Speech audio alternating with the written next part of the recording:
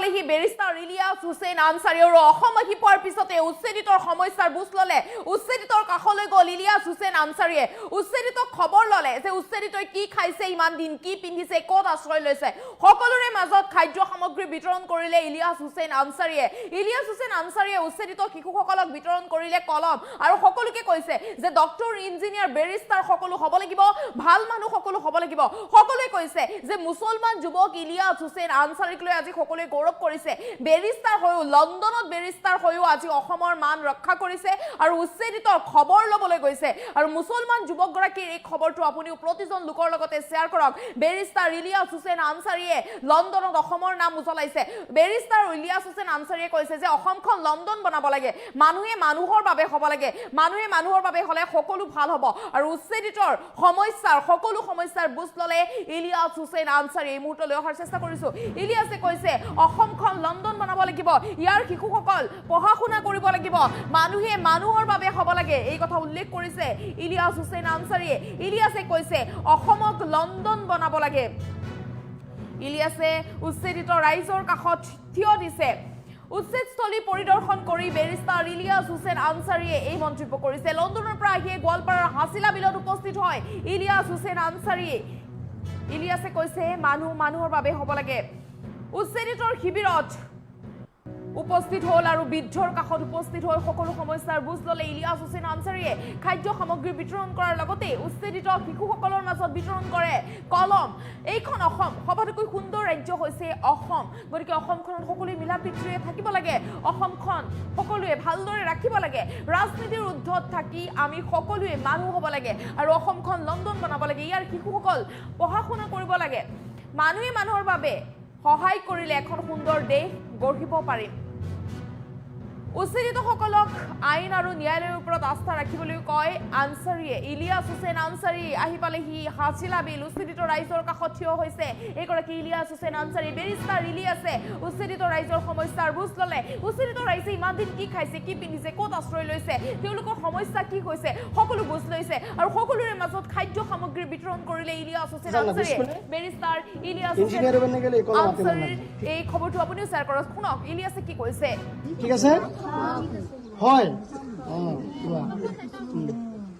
তোমালোকে কাম ফ্ৰণ্ট সবাই মুখে মুখে কোয়া লাগে রে মাথা হিলে লিওয়া না মুখে কোয়া লাগে কলম কলম সকলোকে কলম বিতৰণ কৰিছে আমাৰ ছোৱালীবিলাক ডক্টৰ চিষ্টাৰবিলাক ইঞ্জিনিয়াৰ কি হ'ব হ'ব লাগিব ভৱিষ্যতে? সকলো শিক্ষক হ'ব লাগিব সকলোৱে চাকৰি কৰিব ডক্টৰ লাগিব হ'ম, ভাল বঢ়িয়া। মানুহ হ'ব লাগিব এয়া চাওক কোন কি হ'ব সুধিছে ভৱিষ্যতে তুমি কি হ'বা এনেদৰে কৰিব সুধিছে লাগিব কিন্তু ইলিয়াছ কলমেৰ হুছেইন উদ্দেশ্য আনসাৰীয়ে মই কিন্তু এনেই দিয়া নাই পঢ়িব লাগিব ভালদৰে ঘৰত সেই ক'ত কথা ৰাখিবা উল্লেখ এই কৰিছে কলমটো, উচ্ছেদিত শিশুসকলক ৰাখিবা যে ক'ত? ডাঙৰ হৈ কি হ'বা ডাঙৰ হৈ কিন্তু ডক্টৰ এই ইঞ্জিনিয়াৰ কলমত কি বেৰিষ্টাৰ লেখা সকলো আছে? হ'ব লাগিব বুলি উল্লেখ কৰিছে তোমাৰ ইলিয়াছ অস্ত্ৰ, হুছেইন আনসাৰী হয়নে? ইলিয়াছে এই তাতে সকলো কলমেই উচ্ছেদিত ভাল আছে, ৰাইজৰ কলম কাষত থিয় পৃথিৱীত হৈছে চেঞ্জ কৰিব ইলিয়াছে পাৰে। সকলোৰে সমস্যাৰ বুজ হয়নে? লৈছে ইলিয়াছে এখন সুধিছে চেঞ্জ কি কৰিব পাৰে, খাইছে কি ভাৰতবৰ্ষ পিন্ধিছে চেঞ্জ ক'ত কৰিব, আশ্ৰয় লৈছে ডেভেলপ কৰিব। আৰু উচ্ছেদিত ৰাইজৰ মাজত ওই খাদ্য ইঞ্জিনিয়াৰ সামগ্ৰী হবা, বিতৰণ কৰিলে ডক্টৰ হবা, ইলিয়াছ প্ৰফেসৰ হুছেইন হবা, আনসাৰীয়ে লয়াৰ হবা, ইলিয়াছে কৈছে এই মানুহ লেখাপড়া কৰিব মানুহৰ লাগিব। বাবে হ'ব লাগে স্কুলত যাব লাগিব অসমক নেকি? লণ্ডন বনাব লাগে যাবানে? এয়া লণ্ডনৰ পৰা স্কুলত বেৰিষ্টাৰ যাম। ইলিয়াছ হুছেইন আনসাৰী আহি পালেহি অসম আৰু অসম আহি পোৱাৰ পিছত উচ্ছেদিতৰ কাষত ইলিয়াছ হুছেইন আনসাৰী লণ্ডনতো ইলিয়াছে অসমৰ মান ৰক্ষা কৰিছে অসমখন উজলাই ৰাখিছে লণ্ডনত আৰু লণ্ডনৰ পৰা অসম অহাৰ পিছত এইগৰাকী মুছলমান যুৱকৰ পদক্ষেপ চাওকচোন এইগৰাকী মুছলমান যুৱকে গৈ উচ্ছেদিতৰ কাষত থিয় হৈছে উচ্ছেদিত ৰাইজৰ সমস্যাৰ বুজ লৈছে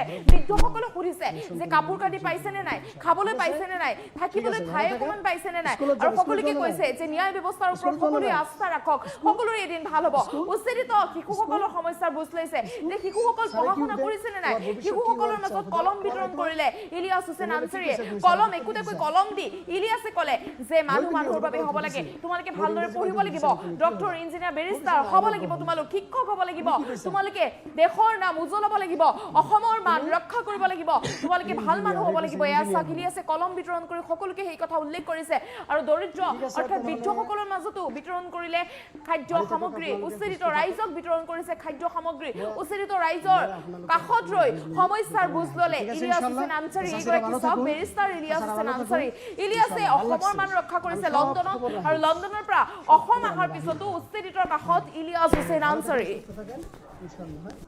আইন হিচাপে যাতাহানটো কৰুন না মই ৰাজনৈতিক নেতাও নহয় মোৰ কোনো পাৱাৰো নাই মই এজন আইনৰ ছাত্ৰ ৰুল অফ ল ফলো কৰো ৰেসপেক্ট কৰো ইজ্জত কৰো India is a democratic country constitution right to life with dignity, হয় নে নহয়, ৰুল অফ ল আমি সকলোৱে সন্মান কৰোঁ। জাষ্ট 26 নৱেম্বৰত গ'লে আমি সকলোৱে জানো।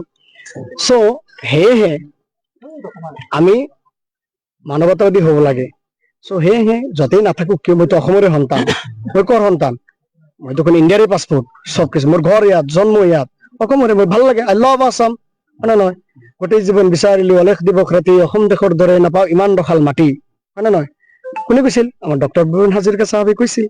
চ' মই পৃথিৱীত য'তে নাথাকো কিয়, লণ্ডন হওক, আমেৰিকা হওক, অষ্ট্ৰেলিয়া হওক, ডেনমাৰ্ক হওক, নেদাৰলেণ্ড হওক, আছাম ইজ আছাম, বিউটিফুল আছাম। চ' ইয়াতে জন্মগ্ৰহণ কৰিছো, মোৰ এইটো দায়িত্ব।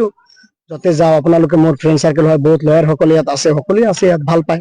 মই য'তে লণ্ডন থাকোতে ডাঙৰ কথা নহয়, লণ্ডন আমি আছামক লণ্ডন বনাব লাগিব, অৰ্থাৎ ইমান ধুনীয়া ষ্টেট বনাব লাগিব, হয় নে নহয়, এইটো সকলোৰে দায়িত্ব। চ' যিয়ে নহওক, মই আজি হাছিলা বিল গোৱালপাৰাত আহিছো, চ' দেখাৰ কাৰণে। মই যোৱাকালি আহিছো ইংলেণ্ডৰ পৰা। চ' আজি আছো, কালি নাই, হয় নে নহয়। আজি আমি জীয়াই আছো, কালি নাথাকিবও পাৰো। I am here today, tomorrow I may not be there. জমিন কি ৰেজা বন যাऊंगा, पता नहीं क्या होने वाला। আজি জীয়াই আছো, আজি কিবা এটা কৰো। জুবিনদাৰ যিটো অমূল্য আমাৰ কাৰণে ৰত্ন, তেখেতৰ প্ৰতিটো বাণী, প্ৰতিটো কথা আমাৰ কাৰণে এটা অমূল্য ৰত্ন, অৰ্থাৎ অমূল্য বাণী। কি কৈছে তেখেতে? এই দেহৰ মূল্য নাই, হয় নে নহয়। আজি আমি আছো, কালি নাথাকিব পাৰো। সেয়েহে আজি জীয়াই আছো, যি পাৰো অলপ। এই উচ্ছেদিত মানুহখিনিক হৈ আপোনাৰ কিবা পৰিকল্পনা আছে নেকি? নহয়, যাক মই ৰাজনৈতিক, মই আগতেই কৈছো যে মোৰ কোনো নেতাও নহয়, কোনো পাৱাৰো নহয়, একোৱেই নহয়, জাষ্ট এক ছোটে সা আদনা সে ইনসান হওঁ। এতিয়া কথাটো হ'ল, মই যে আইনৰ ছাত্ৰ, আইন ল হিচাপে, ৰুল অফ লক আমি ৰেচপেক্ট কৰিব লাগে, সন্মান কৰিব লাগে। কানুন হিচাপে জাষ্টিচ পোৱাৰ কাৰণে, ইনচাফ পোৱাৰ কাৰণে আমি সকলোৱে সহায় সহযোগিতা কৰিব লাগে, যিমানখিনি পাৰো সহায় সহযোগিতা কৰিম।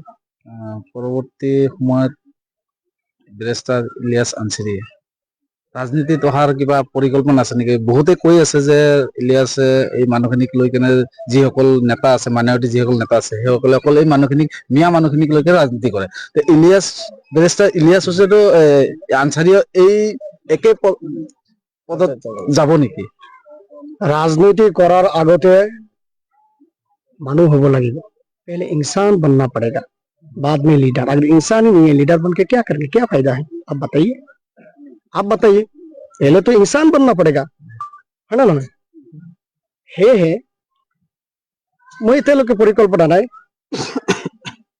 अगर देखा जाएगी, अगर मुस्तकबिल में अगर वक्त की जरूरत हो, तकाजा हो, अगर कुछ हो मुझसे जो आसाम की डेवलप के लिए, हिंदुस्तान की डेवलप के लिए, तरक्की के लिए, जरूर तो कुछ कोशिश करना पड़ेगा।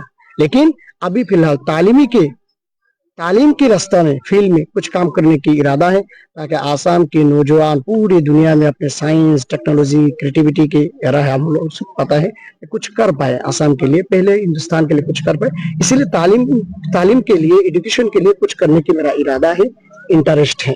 बाकी सियासी जो मैदान है, अभी तक कोई इंटरेस्ट नहीं है। लेकिन हाँ, अगर मुस्तकबिल में अगर जरूरत हो, अगर तकाजा हो, अगर मेरे लोग सोचते हैं कि हाँ मुझसे कुछ होगा, वक्त की तकाजा हो, सियासी मैदान में तकाजा हो, तो जरूर कदम रखूंगा, इंशाल्लाह, क्यों नहीं रखूंगा।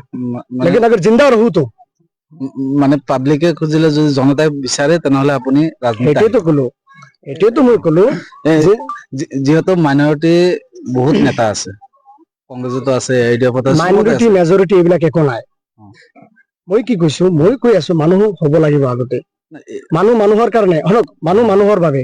কোনে কৈছিল কওক? মানুহ নাই, মানুহ মানুহৰ বাবে। এইটো ক'ত আৰু মাইনৰিটি আৰু মেজৰিটি, সৰু ডাঙৰ, minister, doctor, barrister, political leader, MP MLA ক'ত আহিল? মানুহ মানুহৰ বাবে হ'ব লাগিব। আজি আপোনাৰ কিবা প্ৰব্লেম হওক, মই যাম আপোনাৰ ঘৰত। যোৱাকালি গোবিন্দ নাথ চলাই, আপোনাৰ কি কয়, ৰেপিডো চলাই গুৱাহাটীত, মোক দেখিবলৈ আহিছে। মোৰ গাঁৱৰ মানুহে কিমান ইউনিটি ইন ডাইভাৰ্চিটি, মোক দেখিবলৈ আহিছে। মানুহ হ'ব লাগিব, এইবিলাকতো পিছত কথা। India is a beautiful country, just I am telling this. Assam is a beautiful state, दुनिया में पहचान है यूनिटी इन डाइवर्सिटी के लिए। That is the message.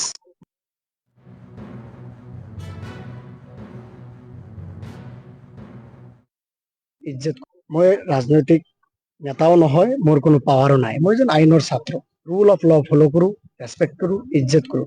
India is a democratic country, constitution right to life with dignity, है ना নহয়, rule of law আমি সকলোৱে সন্মান কৰো। জাষ্ট 26 নৱেম্বৰত গ'লে আমি সকলোৱে জানো। চ' সেয়েহে আমি মানৱতাবাদী হ'ব লাগে। চ' সেয়েহে য'তেই নাথাকো কিয়, মইতো অসমৰে সন্তান। মই কৰ সন্তান? মই দেখোন ইণ্ডিয়াৰে পাছপোৰ্ট, চব কিছু মোৰ ঘৰ ইয়াত, জন্ম ইয়াত, অসমৰে। মই ভাল লাগে, আই লাভ আছাম, হয় নে নহয়? গোটেই জীৱন বিচাৰিলো অলেখ দিৱস ৰাতি, অসম দেশৰ দৰে নাপাওঁ ইমান ৰসাল মাটি, হয় নে নহয়? কোনে কৈছিল? আমাৰ ডক্টৰ ভূপেন হাজৰিকা চাহাবে কৈছিল। চ' মই পৃথিৱীত য'তেই নাথাকো কিয়, লণ্ডন হওক, আমেৰিকা হওক, অষ্ট্ৰেলিয়া হওক, ডেনমাৰ্ক হওক, নেদাৰলেণ্ড হওক, আছাম ইজ আছাম, বিউটিফুল আছাম। চ' ইয়াতে জন্মগ্ৰহণ কৰিছো। মোৰ এইটো দায়িত্ব। য'তে যাওঁ, আপোনালোকে মোৰ ফ্ৰেণ্ড চাৰ্কেল হয়, বহুত লয়াৰ সকলে ইয়াত আছে, সকলোৱে আছে ইয়াত, ভাল পায়। মই য'তে লণ্ডন থাকো, ডাঙৰ কথা নহয়, লণ্ডন আমি আছামক লণ্ডন বনাব লাগিব, অৰ্থাৎ ইমান ধুনীয়া ষ্টেট বনাব লাগিব, হয় নে নহয়? এইটো সকলোৰে দায়িত্ব। চ' যিয়ে নহওক, মই আজি হাছিলা বিল গোৱালপাৰাত আহিছো। চ' দেখাৰ কাৰণে মই যোৱাকালি আহিছো ইংলেণ্ডৰ পৰা। চ' আজি আছো, কালি নাই, হয় নে নহয়? আজি আমি জীয়াই আছো, কালি নাথাকিবও পাৰো। I am here today, but I may not be there. জমিন কি ৰেজা বন যাওঁগা, পাতা নাই কিয়া হোনে ৱালা। আজি জীয়াই আছো, আজি কিবা এটা কৰো। জুবিনদাৰ যিটো অমূল্য আমাৰ কাৰণে ৰত্ন, তেখেতৰ প্ৰতিটো বাণী, প্ৰতিটো কথা আমাৰ কাৰণে এটা অমূল্য ৰত্ন, অৰ্থাৎ অমূল্য বাণী। কি কৈছে তেখেতে? এই দেহৰ মূল্য নাই, হয় নে নহয়? আজি আমি আছো, কালি নাথাকিব পাৰো। সেয়েহে আজি জীয়াই আছো, যি পাৰো অলপ। এই উচ্ছেদিত মানুহখিনিক হৈ আপোনাৰ কিবা পৰিকল্পনা আছে নেকি? নহয়, যাক মই ৰাজনৈতিক, মই আগতে কৈছো যে মোৰ কোনো নেতাও নহয়, কোনো পাৱাৰো নহয়, একোৱেই নহয়। জাষ্ট এক ছোটে সা আদনা সে ইনসান হওঁ। এতিয়া কথাটো হ'ল, মই যে আইনৰ ছাত্ৰ, আইন ল হিচাপে, ৰুল অফ লক আমি ৰেচপেক্ট কৰিব লাগে, সন্মান কৰিব লাগে। কানুন হিচাপে জাষ্টিচ পোৱাৰ কাৰণে, ইনচাফ পোৱাৰ কাৰণে আমি সকলোৱে সহায় সহযোগিতা কৰিব লাগে, যিমানখিনি পাৰো সহায় সহযোগিতা কৰিম। পৰৱৰ্তী সময়ত বেৰিষ্টাৰ ইলিয়াছ আনচাৰীয়ে ৰাজনীতিত অহাৰ কিবা পৰিকল্পনা আছে নেকি? বহুতে কৈ